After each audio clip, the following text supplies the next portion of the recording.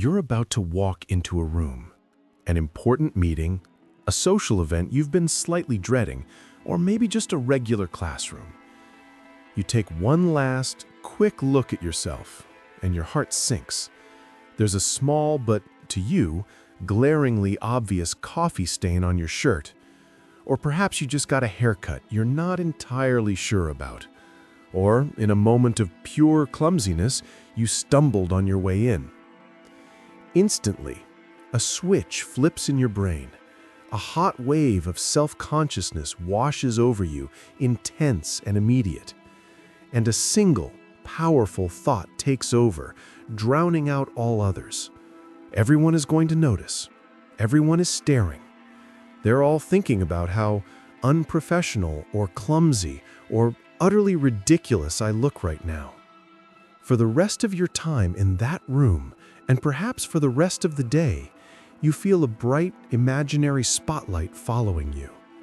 It's a focused, unforgiving beam of light that illuminates your tiny flaw for the entire world to see and to judge. This feeling, this intense, often agonizing sensation of being constantly observed by a critical audience, is not just you being paranoid or self-absorbed. It's one of the most common and powerful glitches in our social software, a deeply ingrained cognitive bias that affects us all. Psychologists call it the spotlight effect. The spotlight effect is our innate and powerful tendency to vastly overestimate how much other people notice our appearance, our actions, and our mistakes. In the grand theater of our own minds, we are, without question, the main character. The story revolves around us. And because our own internal world, our anxieties, our intentions, our small triumphs, is so vivid and centrally important to us, we make a critical and consistent error. We assume it is just as vivid and important to everyone else. We project our self-awareness onto the world, believing that the social spotlight shines far more brightly on us than it actually does. This isn't just a vague feeling, it is a measurable and predictable error in our thinking. In a series of now famous studies, psychologists Thomas Gilovich and Kenneth Savitsky put this effect to the ultimate test. They had a university student arrive late to a class full of their peers while wearing a famously unfashionable t-shirt with a large, unironic picture of the singer Barry Manilow. After the class, the student, mortified by the experience, was asked to estimate what percentage of their classmates had noticed the embarrassing shirt. Their estimate was, on average, around 50%. They felt that half the room had seen them and registered their cringe-worthy attire.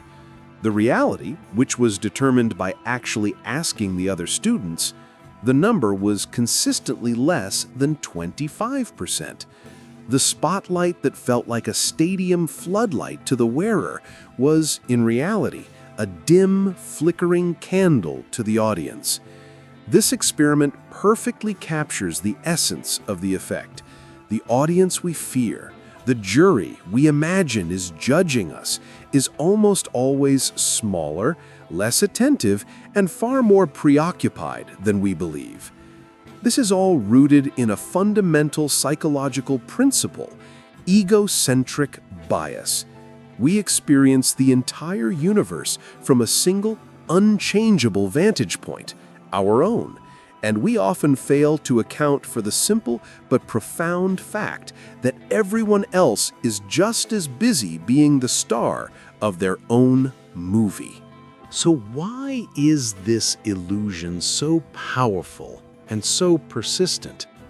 Why does our brain cling to this belief of being constantly watched? There are a few key reasons that compound this effect. First, as we've established, we are trapped in our own heads. We have privileged, front-row access to our own internal drama.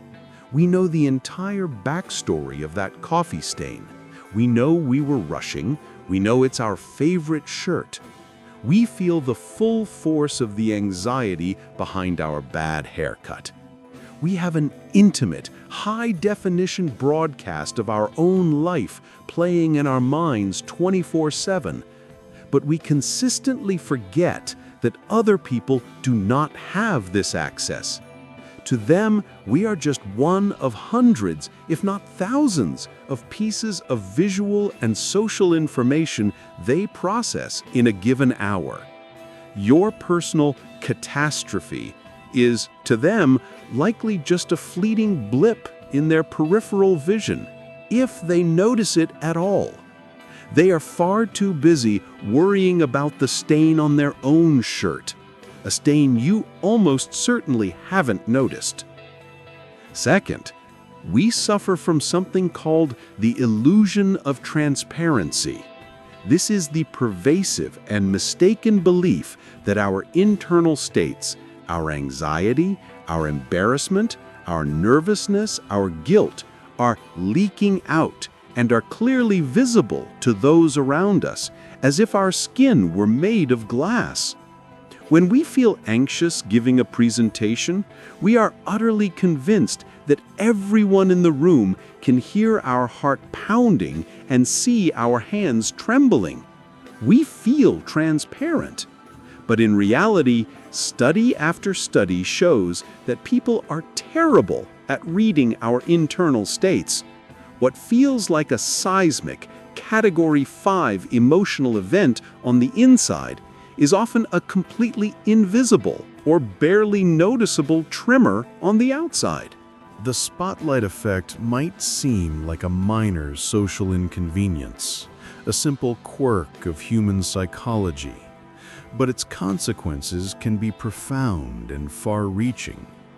It is a primary fuel for social anxiety, making us dread social gatherings, networking events, and public speaking, not because we dislike people, but because we fear the perceived scrutiny of their gaze.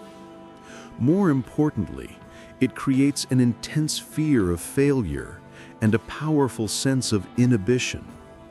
It's the invisible force that stops us from asking a stupid question in a lecture, even though 10 other people in the room are wondering the exact same thing. It's the reason we don't try dancing at a wedding or singing karaoke with friends, fearing everyone will notice and judge our clumsy moves or off-key notes.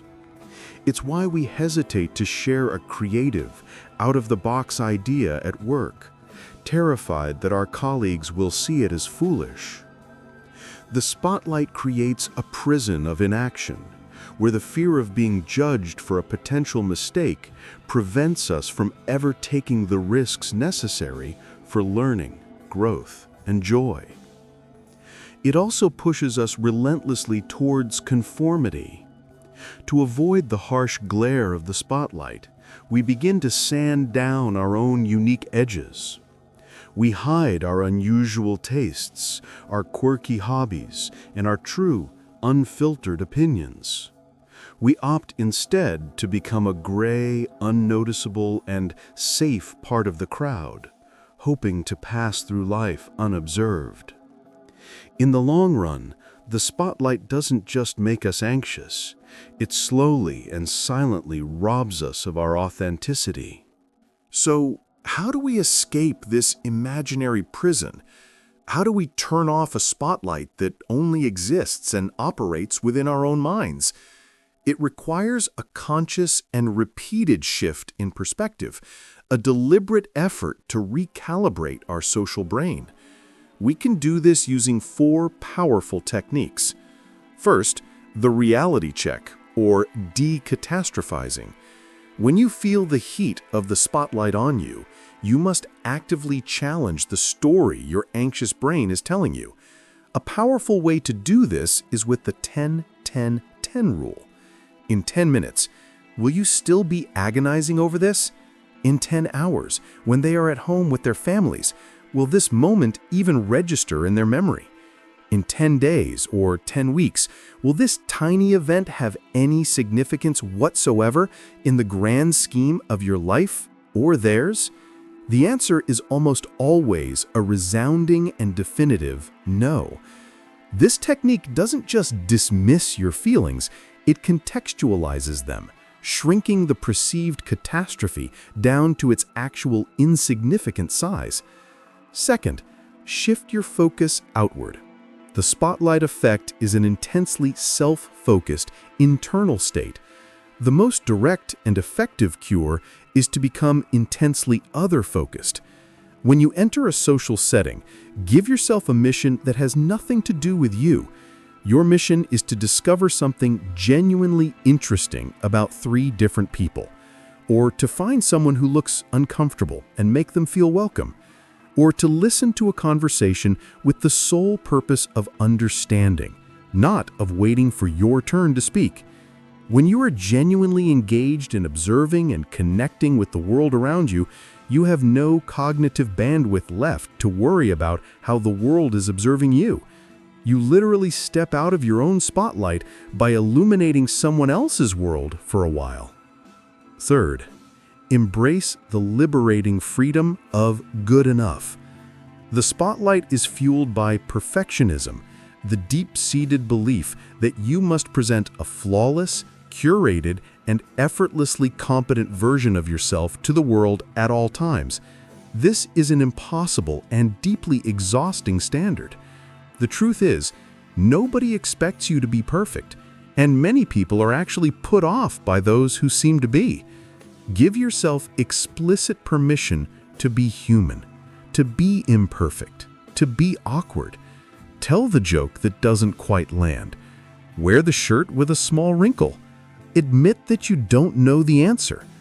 Your minor imperfections are not the failures your brain claims they are. They are the very things that make you relatable, approachable, and real. And fourth, the most powerful long-term strategy, the exposure principle.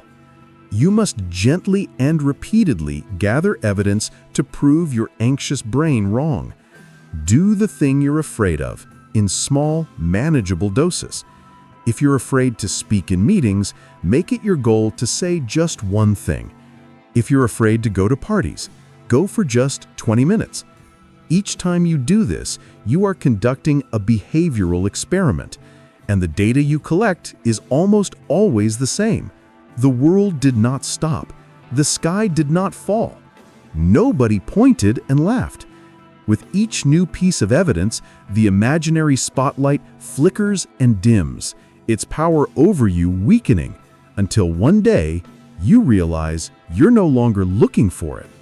Here is the simple, profound, and somewhat humbling truth that will ultimately set you free.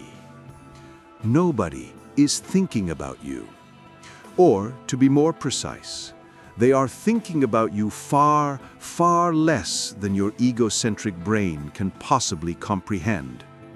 They are too busy. They are trapped inside their own movies. They are worrying about their own lives, their own flaws, their own embarrassing moments, and the heat of the imaginary spotlight shining brightly on them. And this is not a tragedy. It is not an insult to your importance. It is the greatest social liberation you can ever experience. It is the freedom to be imperfect, the freedom to experiment, to try new things, and to fail spectacularly without an audience. It is the freedom to be your authentic, unpolished, and beautifully human self, not for a jury of your peers, but for you. The spotlight is an illusion. Step out of its beam, and you'll find that you were never on a stage to begin with. You were always and only free.